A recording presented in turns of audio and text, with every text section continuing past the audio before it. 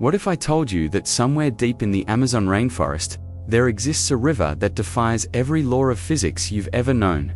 A river that flows not downward toward the ocean, but upward into the sky itself, carrying with it the voices of the dead. Today, we're going to explore one of the most disturbing and unexplained discoveries in modern exploration. History, a discovery so bizarre that it was deliberately buried by 3 different governments and erased from official records. This is the story of Dr. Marcus Thorne, a British hydrologist who vanished in 1973 while conducting research in the deepest regions of the Brazilian Amazon. What he found there would challenge everything we understand about the natural world, and what happened to him afterward would haunt the scientific community for decades to come. But before we dive into this nightmare, I need to warn you, this story contains elements that will disturb even the most hardened listeners, because sometimes the most terrifying discoveries are the ones that science can't explain. Dr. Marcus Thorne wasn't your typical explorer. By 1973, he had already mapped 17 previously unknown river systems across South America and had earned a reputation for venturing into territories that other researchers deemed too dangerous. His colleagues described him as methodical, rational, and utterly fearless qualities that would ultimately lead him to a discovery that defied comprehension.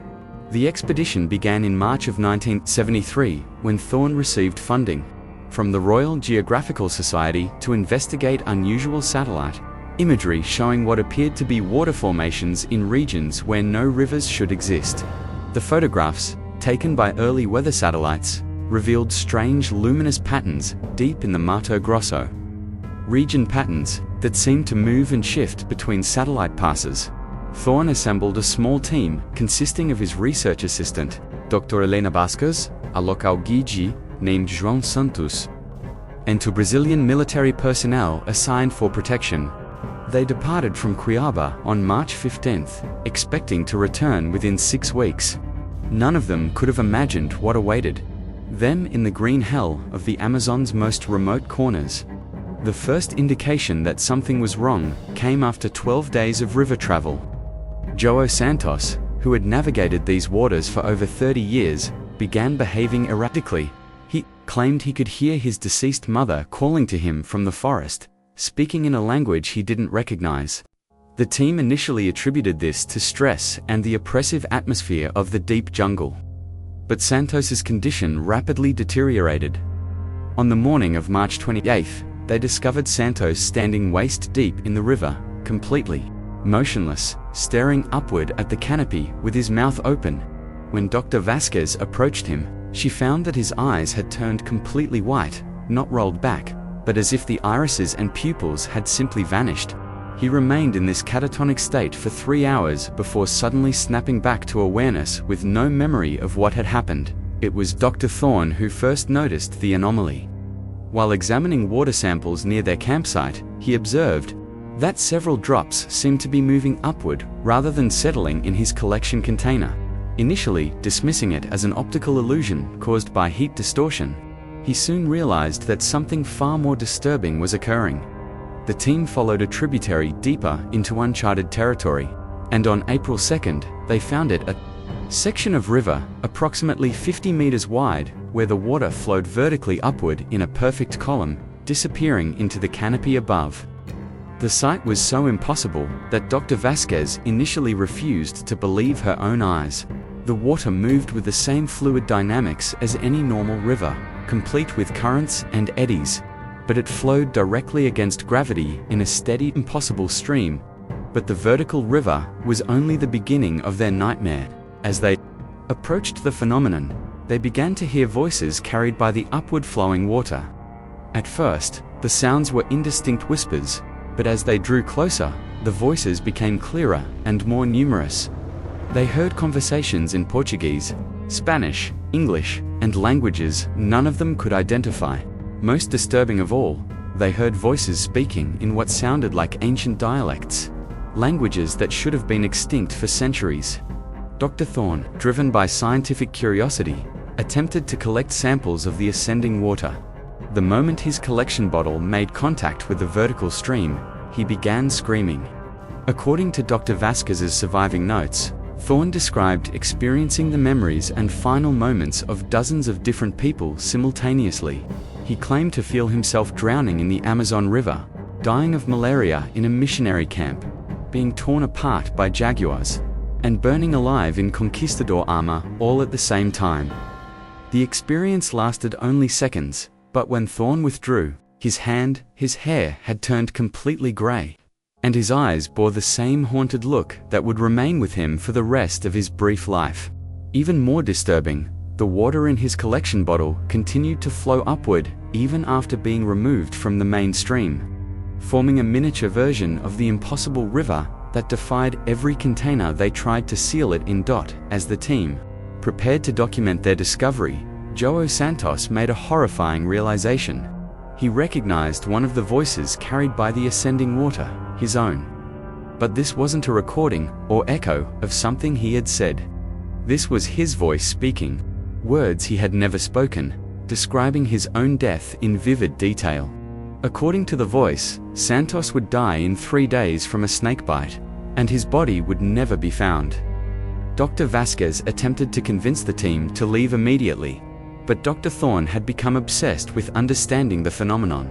He theorized that the ascending river might be some sort of temporal anomaly, a point where past, present, and future converged in ways that human understanding couldn't process. He spent hours listening to the voices, frantically taking notes on languages and dialects that linguists would later claim had never existed. On April 5th, exactly 3 days after Santos heard his own death foretold, the guide was indeed bitten by a fer-de-lance while collecting water upstream. But instead of dying from the venom, something far worse happened. As the poison spread through his system, Santos began to change. His skin took on a translucent quality, and witnesses reported being able to see the river water flowing through his veins. Like living mercury, Santos didn't die from the snakebite. Instead, he began to dissolve. Over the course of 12 agonizing hours, his physical form gradually became liquid. Maintaining consciousness throughout the horrific transformation, Dr. Vasquez wrote that Santos continued speaking normally even as his body turned to water, discussing the weather and asking about lunch plans while his flesh literally melted away. By dawn on April 6th, nothing remained of João Santos except a small puddle that flowed steadily upward, joining the impossible river and adding his voice to the eternal chorus of the ascending dead. The remaining team members fled the site immediately, but they couldn't escape what they had witnessed. Dr. Thorne's condition deteriorated rapidly during their journey back to civilization. He began speaking in languages he had never learned, recounting historical events he had never studied, and describing places he had never visited. More disturbing still, he began to accurately predict future events with terrifying precision. 3 weeks before they reached Cuiabá, Dr. Thorne told Dr. Vasquez the exact time and date of her death, the name of the man who would kill her, and the specific words her murderer would speak before pulling the trigger. He described the clothing she would be wearing, the weather conditions, and even the type of flowers that would be placed on her grave. Every detail would later prove accurate when Dr. Vasquez was murdered by her estranged husband, exactly as Thorne had predicted. When the expedition finally returned to civilization on April 28th, only Dr. Thorne and Dr. Vasquez survived. The 2 military personnel had vanished during the night 3 days earlier, leaving behind only their uniforms and equipment. Their bodies were never found, but their voices joined the others that night, adding to the eternal conversation flowing skyward in the depths of the Amazon. Dr. Thorne submitted his initial report to the Royal Geographical Society, but it was immediately classified and sealed. Within hours of filing his documentation, men in unmarked vehicles arrived at his hotel and confiscated all his notes, photographs, and samples. The ascending water sample, which had continued flowing upward in its container throughout their journey, simply vanished from the evidence locker. No explanation was ever provided. What happened next reveals the true horror of Thorne's discovery. Every person who read his classified report began experiencing the same symptoms that had plagued the explorer himself. They started speaking in unknown languages, predicting future events, and most disturbing of all, they began hearing their own voices among those carried by the impossible river. One by one, these officials and scientists disappeared under mysterious circumstances. Their bodies never recovered, but their voices forever added to the ascending stream. Dr. Thorne himself lasted only 6 more months. He spent his final weeks in a private psychiatric facility, where he continued to provide impossibly accurate predictions about world events, while his physical condition rapidly deteriorated. According to the attending physician, Dr. Thorne's blood had begun to take on the same translucent, flowing quality that they had observed in João Santos. On October 13, 1973, Dr. Thorne simply vanished from his locked room. The only evidence of his disappearance was a small puddle of water on his bed that seemed to flow upward toward the ceiling. Dr. Elena Vasquez survived exactly as long as Thorne had predicted she would. She spent her final months attempting to warn the scientific community about the ascending river, but her colleagues dismissed her accounts as the ravings of a woman driven mad by jungle fever. She was murdered by her husband on December 20th, at precisely the time and in precisely the manner that Dr. Thorne had foretold. But the story doesn't end with the deaths of the expedition members. In the decades since Thorne's disappearance, several other expeditions have attempted to locate the ascending river. None have been successful in finding the exact location, but many have reported similar phenomena throughout the Amazon basin. Local indigenous tribes speak of agua que sube, water that rises, and describe it as a gateway between the world of the living and the realm of the ancestors. Most disturbing of all are the reports from modern satellite imagery. Advanced thermal and spectral analysis of the original discovery site reveals persistent anomalies that suggest the ascending river continues to flow. Atmospheric scientists have detected unusual water vapor patterns in the region that form columns extending high into the stratosphere, creating localized weather phenomena that meteorologists cannot explain. The Brazilian government officially denies the existence of any such phenomenon, but declassified documents from the 1980s revealed that they established a permanent exclusion zone around the coordinates where Thorne made his discovery. This zone remains off-limits to all civilian and scientific personnel, ostensibly for environmental protection.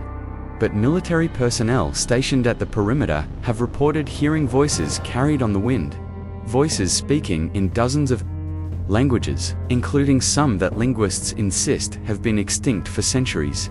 Perhaps most chilling of all are the recent reports from pilots flying over the region. Commercial airline crews have described seeing columns of mist rising from the jungle canopy that seem to extend far beyond what should be possible given atmospheric conditions. More disturbing still, several pilots have reported hearing radio transmissions in languages they don't recognize, always coming from the direction of Thorne's original discovery site. The voices, according to these reports, include not just the members of Thorne's expedition, but hundreds, or perhaps thousands, of other individuals. Some speak in modern Portuguese and Spanish, suggesting that other explorers have found the ascending river and suffered the same fate as Dr. Thorne's team. Others speak in what linguists have identified as pre-Columbian languages that should have disappeared with the conquest of the Americas. But the most disturbing reports come from those who claim to have heard their own voices among the ascending chorus. Air traffic controllers, satellite technicians, and even tourists passing through the region have reported hearing themselves speaking words they have never spoken, in languages they don't understand, describing events that haven't yet occurred. One particularly disturbing case involves a Brazilian pilot named Carlos Mendoza, who flew over the exclusion zone in 2007 while attempting to reach a remote mining operation. According to his testimony, he heard his own voice, speaking fluent English, a language he had never learned, describing his own death in a plane crash that wouldn't occur for another 3 years. Every detail of his prediction, from the weather conditions to the specific mechanical failure that would cause the crash, proved accurate when Mendoza died exactly as the voice had foretold. The scientific community remains officially skeptical. of these reports, but privately, researchers have begun investigating similar phenomena throughout the Amazon basin. They have discovered evidence of at least 7 other locations where water appears to flow in directions that defy conventional physics, though none as dramatic or well documented as Thorne's original discovery. What makes these findings even more disturbing is the pattern that has emerged among those who investigate them too closely. Researchers who spend more than 72 hours studying these anomalies begin to exhibit the same symptoms that affected Dr. Thorne, speaking in unknown languages, predicting future events, and eventually reporting that they can hear their own voices among those carried by the impossible waters. The Brazilian government has gone to extraordinary lengths to suppress information about these discoveries, but they cannot control what happens to those who accidentally encounter the phenomena. Indigenous communities in the region report that the Agua Q-Sub has been active for centuries, long before Dr. Thorne's expedition. According to their oral traditions, the ascending waters are the tears of Yakana, a river goddess who weeps for all those who have died far from home. These tears flow upward to carry the voices of the dead to the realm of the ancestors. But sometimes, the boundary between life and death becomes blurred, and the living find themselves drawn into the eternal journey. Modern analysis of Dr. Thorne's surviving photographs, obtained through leaked intelligence sources, reveals details that were not apparent to researchers in the 1970s. Enhanced digital processing shows that the ascending water contains what appear to be human forms, translucent figures that move within the vertical current, like swimmers in an impossible ocean. Facial recognition software has identified several of these forms as members of Thorne's expedition, but also dozens of other individuals whose identities remain unknown. More disturbing still, analysis of the audio recordings that Dr. Thorne made at the site reveals patterns that suggest that voices are not random echoes of the past, but are engaged in active conversation with each other. Linguistic analysis indicates that the voices are sharing information about events that had not yet occurred when the recordings were made, suggesting that the ascending river exists outside of conventional time as well as space. The story of Dr. Marcus Thorne and the ascending river raises questions that science is not yet equipped to answer. What forces could cause water to flow upward against gravity? How could the voices of the dead, or perhaps the native dead, be carried by an impossible current that exists beyond the boundaries of our physical world? The official position of both the Brazilian and British governments is that Dr. Thorne's expedition encountered unusual geological phenomena that were misinterpreted due to the extreme stress of jungle exploration. They claim that the reported anomalies were the result of optical illusions, psychological breakdown, and contaminated water supplies that caused hallucinations and paranoid delusions. But the evidence suggests otherwise. Too many independent witnesses have reported similar phenomena, and the pattern of disappearances among those who investigate the ascending river too closely cannot be dismissed as coincidence. Something exists in the depths of the Amazon rainforest that challenges our understanding of reality itself, something that continues to claim victims more than 50 years after Dr. Thorne's doomed expedition. The most disturbing aspect of this case is not what happened to Dr. Thorne and his team, but what might still be happening to others who venture too close to the impossible river. Every year, dozens of researchers, explorers, and adventurers disappear in the Amazon without a trace. Their bodies are never found, and their fates remain unknown. But, according to those who have survived encounters with the ascending waters, their voices join the eternal chorus, flowing skyward from the green hell of the rainforest. As I conclude this investigation into one of the most bizarre and terrifying discoveries in modern exploration history, I must ask you to consider this. If you ever find yourself deep in the Amazon rainforest and hear the sound of flowing water coming from above rather than below, turn around and leave immediately. Do not investigate. Do not take photographs. Do not collect samples, because some discoveries are too dangerous for human understanding. And some rivers flow to destinations that the living were never meant to reach. The ascending river continues to flow, carrying its impossible cargo of voices toward a sky that may not be the sky we know. And somewhere in that vertical current, the consciousness of Dr. Marcus Thorne continues his research, studying phenomena that exist beyond the boundaries of life, death, and everything we thought we understood about the world in which we live, perhaps. That's the most terrifying aspect of this entire case, the possibility that Dr. Thorne found exactly what he was looking for, and that his discovery was so profound that it required him to abandon everything we consider human in order to truly comprehend it. In the end, the explorer who found a river that flowed into the sky may have discovered the ultimate truth about the nature of existence, itself a truth so overwhelming that it transformed him into something that could no longer exist in our world.